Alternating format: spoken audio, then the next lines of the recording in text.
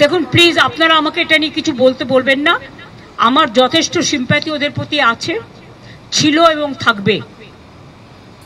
কিন্তু আপনাদের একটা জিনিস মানতে হবে, আমি তো মিটিং করে বলেছিলাম আমরা রিভিউ করব। কোর্টের ব্যাপারে আমাদের আইন মেনে চলতে হয়, একটা বাধ্যবাধকতা থাকে, এটা সবাইকে বুঝতে হবে। এবং আমাদের দিক থেকে আমরা রিভিউ পিটিশন করেছি। যদি রিভিউ পিটিশন অ্যালাউ করে ভালো কথা।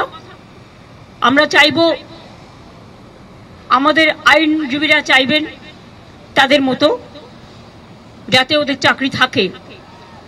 কিন্তু সেখানে কোর্ট যদি কোনো ডিসিশন নেয় তাহলে আমি বলতে পারি না যে আমি মানব না, কারণ কোর্টের ডিসিশন মানতে আমরা বাধ্য। কিন্তু সেক্ষেত্রে এখনো পর্যন্ত কারো মাইনে বন্ধ হয়নি।